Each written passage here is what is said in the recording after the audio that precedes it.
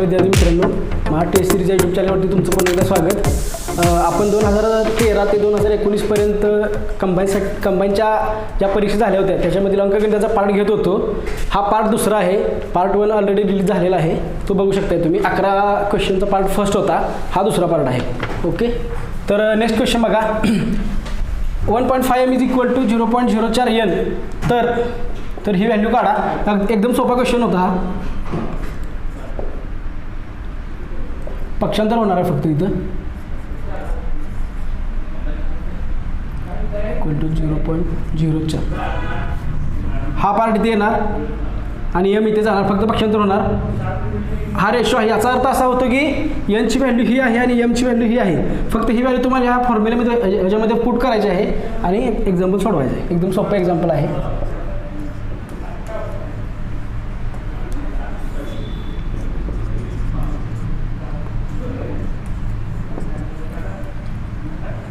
एकशे 50 - 4 पण ॲड करू शकता तुम्ही, कारण इथे पण 2 पॉईंट नंतर 2 डिजिट आहेत, इथं पण पॉईंट नंतर 2 डिजिट आहेत. 150 - 4 ॲड करू शकताय. इथं 146 पण लिहू शकताय किंवा 1.46 पण लिहू शकता तुम्ही. आणि इथं सेम 154 किंवा रेशो आहे, त्यामुळे पॉईंटला काही व्हॅल्यू दिली किंवा नाही दिली काही फरक पडत नाही. डायरेक्ट भाग घालवा. 2 × 7 = 14, 2 × 3 = 6, 2 × 7 = 14, 2 × 7 = 14. हे उत्तर होतं. सोपं एक्झाम्पल होतं, जास्त एक्सप्लेन करण्याची गरज नाही. जिथं एक्झाम्पल एक्सप्लेन करायची गरज आहे तिथं मात्र चांगल्या पद्धतीने केलं जाईल. Okay, next question. हा पण एक क्वेश्चन सोपा होता. क्वेश्चन तुम्हाला वरती डिस्प्ले केले जातील.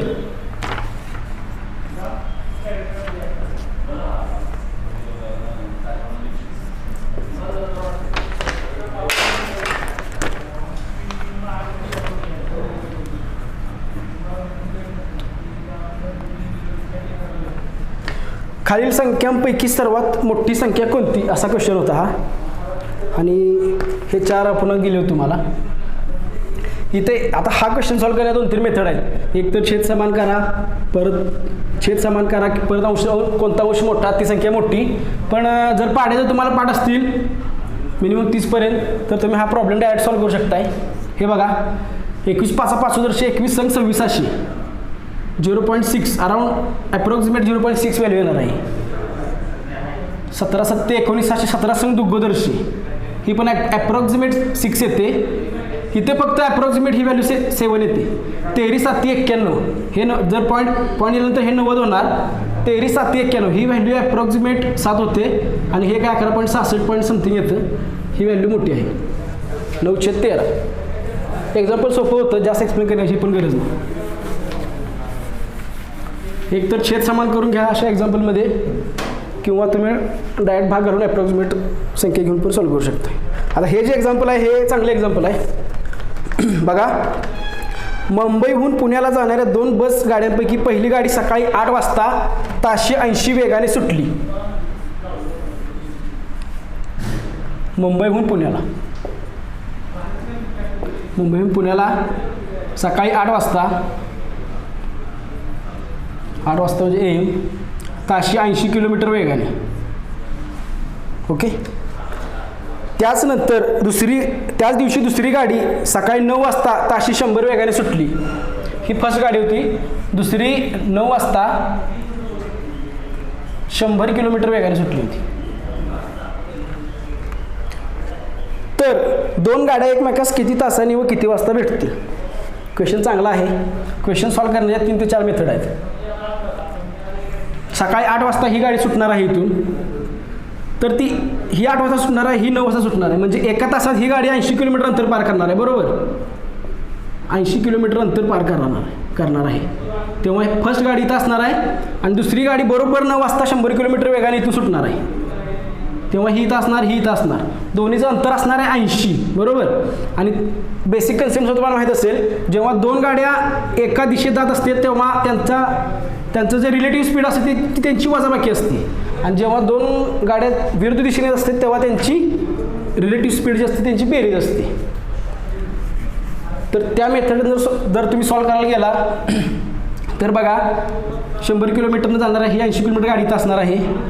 आता ह्या 100 किलोमीटर पर हवरच्या स्पीडच्या ह्या गाडीला हे 80 किलोमीटर अंतर जेव्हा पार करेल, ती क्रॉस करेल हळूहळू, तेव्हाच ती एकमेकाला भेटणार आहेत, बरोबर. तर सॉल्व कसं करायचं आहे, 80 भागिले ह्या दोघांचं रिलेटिव्ह स्पीड किती होणार, 100 अधिक 80 180, बरोबर. सॉरी, जेव्हा सरळ दिशेत जातात तेव्हा वजाबाकी होते, विरुद्ध दिशेत तेव्हा बेरीज होते. 100 वजा 80 20, 20 चोक 80, 4 तासानंतर ते एकमेकाला भेटणार. हे एकदम बेसिक कन्सेप्टनुसार एक्झाम्पल सॉल्व केलं. बघा काय केलं आणि सांगतो. सकाळी 8 ते 9 या वेळेत ही गाडी 80 किलोमीटर जाणार, 80 किलोमीटर जाणार. त्याच्यानंतर बरोबर 9 वाजता ही गाडी 100 किलोमीटर स्पीडने निघणार आहे. म्हणजे आता 2 गाड्या आहेत आणि हे 80 किलोमीटर अंतर जेव्हा ही गाडी क्रॉस करेल तेव्हाच ते कुठल्या तरी पॉईंटला ते एकमेकाला भेटणार आहेत. आणि ते सॉल्व करण्याची ही अशी मेथड आहे, अंतर भागिले वेळ. कोणती वेळ, ते रिलेटिव्ह स्पीड आहे. ही एक फर्स्ट मेथड. 4 तासांनी म्हणजे 9 नंतर 4 तासांनी भेटणार, ते 9 नंतर 4 तासांनी म्हणजे 1 PM ला ते भेटणार, बरोबर. क्रॉस करणार ती गाडी. दुसरी मेथड अशी आहे, ऑप्शन 1 पण हा तुम्ही प्रॉब्लेम सॉल्व करू शकताय. आय थिंक ऑप्शन मी लिहिलेलं नाही इथं. 100 आणि 80, 100 आणि 80चा LCM घेऊ शकता तुम्ही. जवळचा LCM आहे 400 आहे. 400 भागिले 100 4, 400 भागिले 80 8 45, म्हणजे ही गाडी म्हणजे 400 किलोमीटरवर ते एकमेकाला क्रॉस करणार, ते एकमेकाला भेटणार. कधी 80 किलोमीटरनं गेले तर 5 तास लागणार, 100 किलोमीटरनं गेले तर 100 चोक 400, 4 तास लागणार. म्हणजे 9 वाजल्यानंतर 4 तास 1 वाजता आणि 80 स्पीडने गेल्यानंतर 8 वाजता निघणार आहे ती गाडी, म्हणजे 1 वाजता 8 आणि 5 ते 5 तास. ह्या दोन मेथड झाल्या. ही जी मेथड आहे LCM काढायची डायरेक्ट जवळचा LCM, ही प्रत्येक वेळी उपयोगाला येत नाही. जर अशा टाईपचं एक्झाम्पल आलं तर ही उपयोगाला येईल. अदरवाईज जर रेशो दिलेला असाल, जर दिला स्पीडचा रेशो, आता इथं कसं 100 किलोमीटर पर आवर आणि इथं 80 किलोमीटर पर आवर दिलं होतं.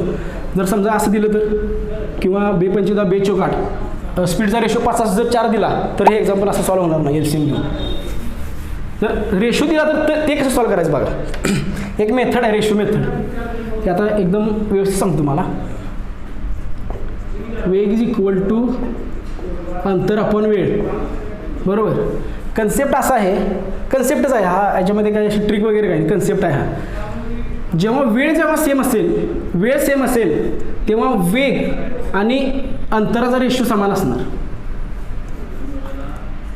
Speed is equal to distance upon time जेव्हा सेम असेल तेव्हा स्पीड आणि डिस्टन्स, वेग आणि अंतराचा जो रेशो आहे तो समान असणार. म्हणजे S1 upon S2 is equal to D1 upon D2.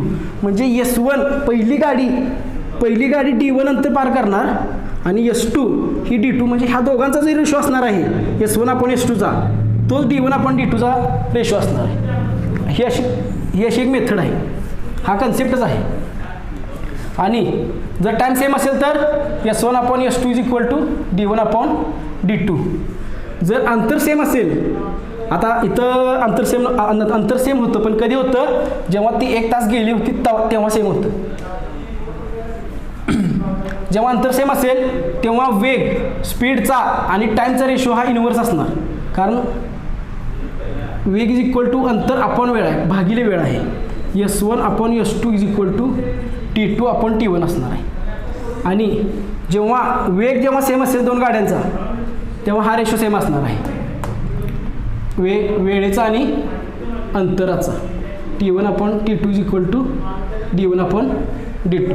हे अप्लाय कसं करायचं हे ह्या प्रॉब्लेममध्ये आता सांगतो. त्याच्यानंतर पुढचे जे प्रॉब्लेम येतील ते रेशो मेथडनेच घेतले जातील. ओके, बघा हा प्रॉब्लेम रेशो मेथडने कसा सॉल्व करायचा बघा.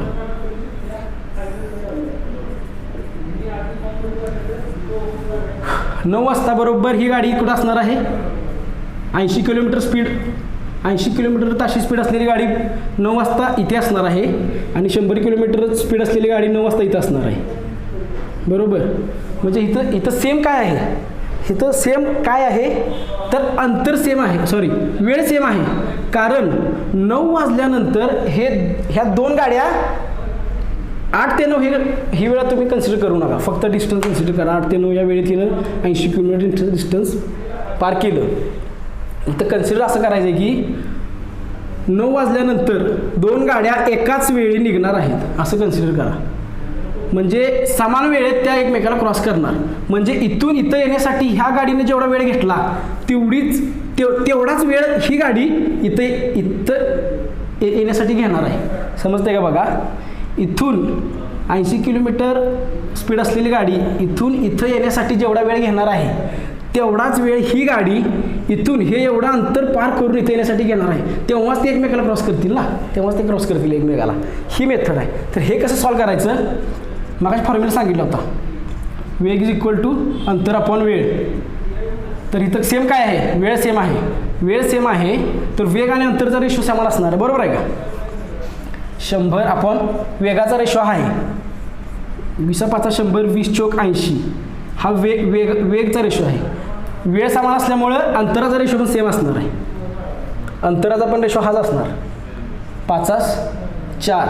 आणि हे 5 आणि 4 हे 1 युनिटचा जो डिफरन्स आहे तो हा आहे 80.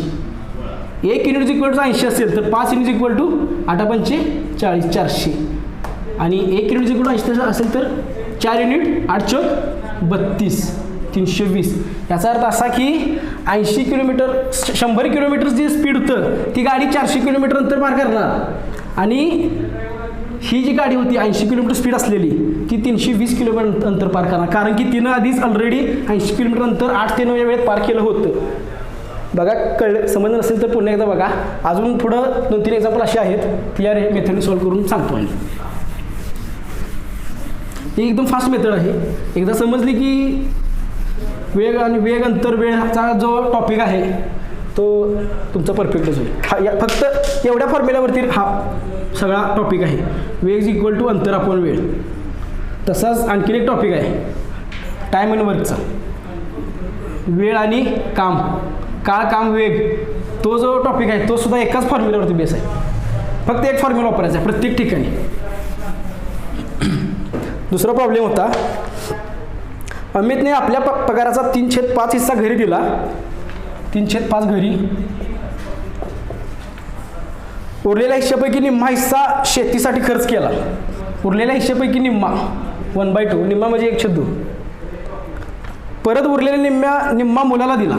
परत यातला जो उरला होता तो मुलाला दिला व बाकीची रक्कम पोस्टात जमा केली.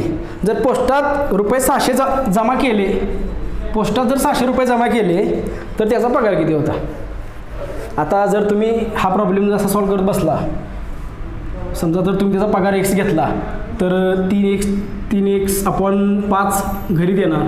मग राहिला किती 2x भागिले 5. परत त्याचं हाफ काढणार, परत हाफ काढणार. असं एवढं ट्रिकी जाण्यापेक्षा एक सोपी मेथड, 5 4 आणि 2चा हे घ्या LCM घ्या. मोठा घेतला तरी चालतो, छोटा घेतला तरी चालतोय. 5 2 10, 10 2 20, 10 घेतला चालतोय, 20 घेतला तरी चालतोय. 20 घेतो. टोटल पगार जर 20 कन्सिडर केला किंवा 20x जरी कन्सिडर केला चालतो. टोटल पगार जर 20 कन्सिडर केला तर 3/5 घरी दिलाय, बरोबर. घरी किती येणार, गुणिले 3/5, 5 चौक 20, 4 त्रिकोण 12 घरी देणार. 12 युनिट पगार घरी देणार. 12 युनिट घरी दिला म्हणजे राहिला किती 8 राहिला, बरोबर का. 8 पैकी परत 1/2 शेतीसाठी म्हणजे 4 शेतीसाठी देणार. 4 शेतीसाठी देणार. राहिला होता 8 मधले 4 गेले, राहिला परत पगार 4 मधला पण 1/2 युनिट मुलाला दिलाय म्हणजे 2 युनिट मुलाला दिला. 2 युनिट दिला मुलाला. राहिला किती 4 मध्ये 2 गेले, राहिला 2. आणि हा राहिलेला पगार आपल्याला दिलाय 600. 2 युनिट इज इक्वल टू 600 असेल तर 20 युनिट इक्वल टू किती असणार, 20 युनिट इक्वल टू 6000. हा त्याचा पगार येणार 6000. समजलं काय केलं. हे अशी मांडणी केली, LCM काढला, 20 घेतला, 20 घ्या, 100 घ्या, 10 घ्या, सोपं होतं. 20 म्हणून 20 घेतलं मी.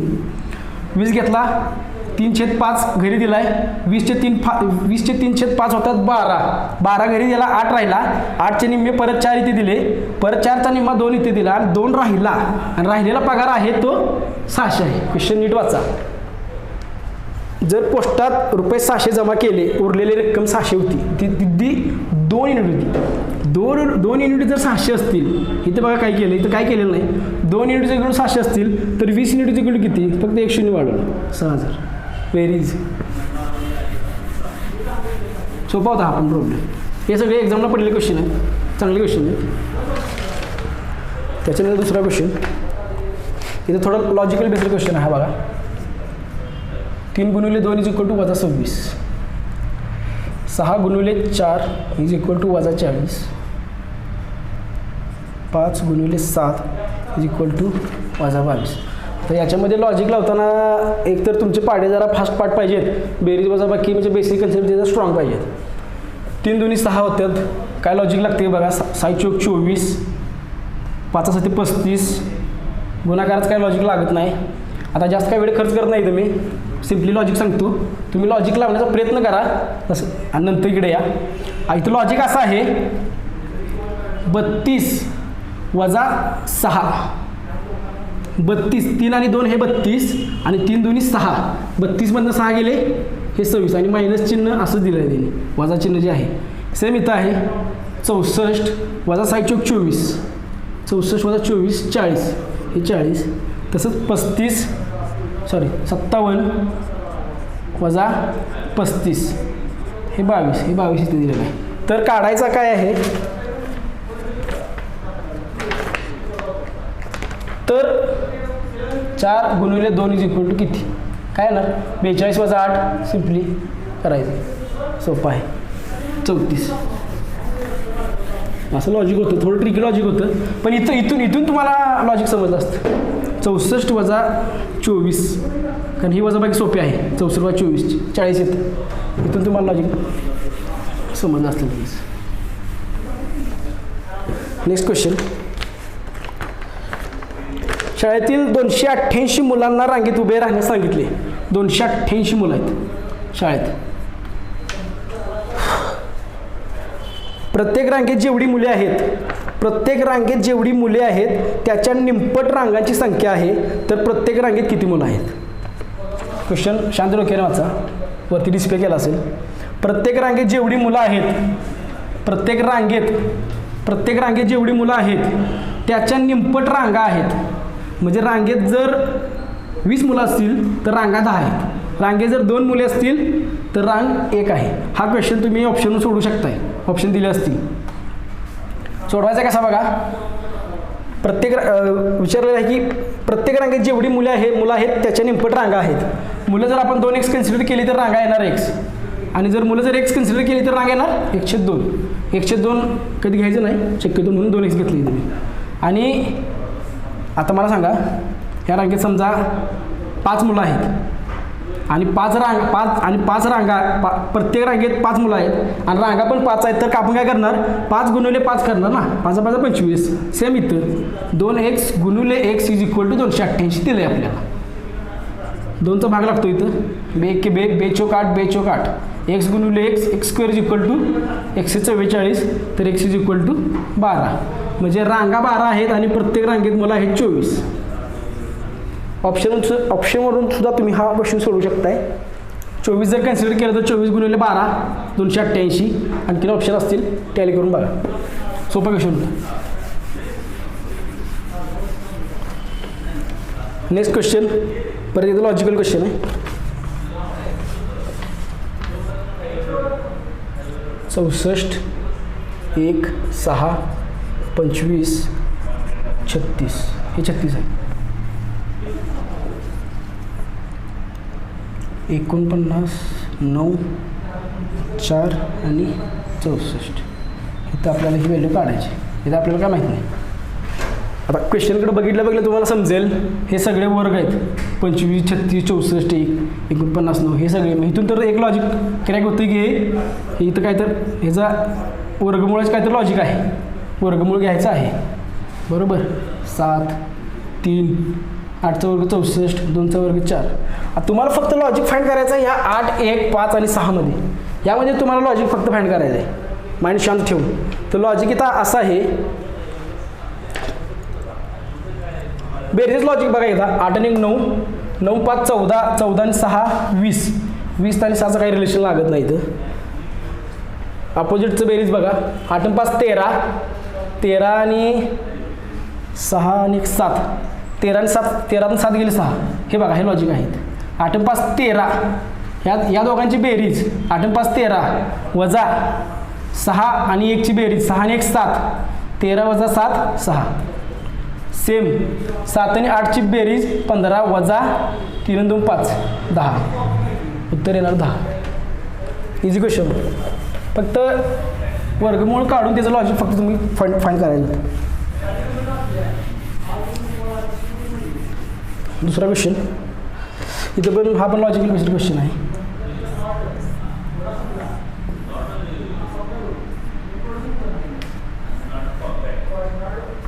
अजून एक आहे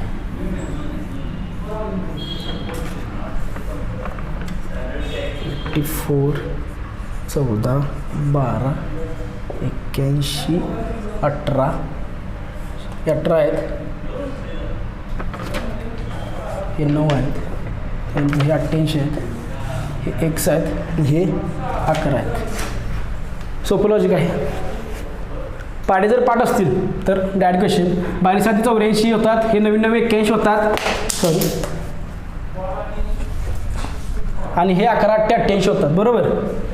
12 7 84 होतात, 12 7 84 आणि 7 2 14 होतात, 9 9 81 आणि 9 2 18 होतात. तसंच 11 8 88 होतात आणि परत 8 2 16 होणार. ऑप्शन उत्तरे 16 येणार. असं लॉजिक होतं. सोपा क्वेश्चन होता. त्याच्यानंतर दुसरा क्वेश्चन पण सोपा आहे, जास्त वेळ घालवत नाही. 56 अधिक वर्गमुळात 620 अधिक हे असं होतं वर्गमुळात वर्गमुळात परत हे 25 होतं. असा क्वेश्चन होता, एकदम इझी होता. हे 5, हे 620 अधिक 5 625 होणार, हे वर्गमुळात. याचा वर्गमूळ काढलं 5 आलं, 5 आणि 620 625 आणि परत हे अधिक हे 56 आहे, परत याला वर्गमूळ होणार. 625चं वर्गमूळ असतं 5, 5चा वर्ग 25, 2 बेत्रिक 6, 25 येणार याचं वर्गमूळ अधिक 56. याचं वर्गमूळ काढायचं आहे. 10 1 11, 5 1 7 1 8, 81चं वर्गमूळ 9. सोपा क्वेश्चन होता. इझी क्वेश्चनमध्ये जास्त टाईम घालण्यात काय अर्थ नाही. आता पुढचा जो क्वेश्चन आहे तो चांगला क्वेश्चन आहे. अंजू रंजूला 400 रुपये देणे लागते, रंजू अंजूला रुपये 300 देणे लागते आणि संजू अंजूला रुपये 500 देणे लागते. तर संजूला अंजू व रंजू या दोघांनाही पैसे देऊन सर्व देणी चुकती करायची असतील तर तिने अंजूला किती रक्कम द्यावी. थोडा ट्रिकी क्वेश्चन आहे थोडा. आता क्वेश्चन हा मांडायचा कसा बघा. अंजू रंजूला 400 देणे लागते, रंजू संजूला 300 देणे लागते हा याला, आणि संजू अंजूला 500 देणे लागते. क्वेश्चन मांडताना तुम्ही असे क्वेश्चन मांडताना सर्कल बेस्ड मांडा, सोपे पडतात. किती लागतं मांडतो. अंजू रंजूला 400 रुपये, रंजू संजूला 300 रुपये द्यायला लागते, हा 300 आणि हा याला 500 रुपये द्यायला लागते. तर प्रश्नात असं विचारलंय की संजूला अंजू व रंजू या दोघांनाही पैसे देऊन सर्व देणगी चुकती करायची असतील तर संजूने अंजूला किती रुपये द्यावेत. म्हणजे इथे एकमेकाला दुसरे कोण पैसे देणार नाहीत. याने जर या दोघांना पैसे द्यायचे म्हटले तर याने याला किती रुपये द्यावेत, संजूने अंजूला किती रुपये द्यावेत. तर विचार फक्त एवढा करायचा आहे तुम्ही. हा याला 500 रुपये देणे लागणार आहे, हा याच्याकडून याला 400 मिळणार आहेत आणि याच्याकडून याला 300 मिळणार आहेत. समजा विचार असा जर केला आपण, याने याला 300 रुपये, हा म्हटला हे मला देऊ नको तू 300 रुपये, तू हे 300 तुझ्याजवळच ठेव. ओके. आणि हे प्लस 100 एक्स्ट्रा घे तू माझ्याकडूनच. म्हणजे याला जे 400 येणार होते याच्याकडून ते याच्याकडून मिळाले. बरोबर. म्हणजे रंजूचा विषय संपला. रंजूला जेवढे येणे होतं ते मिळालेलं आहे. ओके. म्हणजे याचं जे देणं ह्याला होतं ते यानं दिलं 400 रुपये. इकडून जे येणार होते त्यानं रिटर्न दिले. कारण याच्याकडून ऑलरेडी याला 300 येणार होते, याने ह्याला 100 दिले. आणि याचं जे कर्ज होतं अंजूचं 400 रुपये ते चुकतं केलं. आता संजू काय म्हणणार? संजू म्हणणार की मी रंजूला तू जे 400 रुपये देणार होतेस ते मी दिलेत. म्हणजे मी तुला 500 रुपये देणार होतो पण ते 400 ऑलरेडी मी दिले तिथं. म्हणजे फक्त मी तुला अजून देणार किती आहे? 100 रुपये. कारण 400 तुझे ऑलरेडी मी इथं पेड केलेत. मी फक्त तुझे 100 देणार अधिक 400 हे टोटल 500 होणार. म्हणजे संजूने अंजूला 100 रुपये आणि याने याला 100 रुपये दिले की सर्व देणगी चुकते होते. क्वेश्चन समजले असेल तर रिप्लाय करून बघा. फक्त एक छोटासा विचार करायचा होता तुम्हाला. याच्यानंतर शेवटचा क्वेश्चन घेऊया. एक पदावली दिली आहे. या श्रेणीमध्ये 9 साखळ्या आहेत. जर आपण त्यांची बेरीज केली तर दशांश ठिकाणी कोणता आकडा येईल? अशी आहे 44. असं 9 वेळा आहे. हे 9 वेळा आहे. 9 वेळा म्हणजे हा एककचा अंक 9 वेळा तर असणारच आहे. बरोबर. 9 चौक 36. 36 6 हातचा इथं 3 येणार. परत इथं किती हे 4 जे असणार ते 8 वेळा असणार. बरोबर का. 8 चौक 32 आणि 3 35. 35 5 हातचा 3. आपल्याला विचारलं दशमी स्थानचा अंक 5. हे उत्तर होतं 5. सोपं क्वेश्चन होतं. ओके. राहिलेले क्वेश्चन नेक्स्ट व्हिडिओमध्ये बघूया.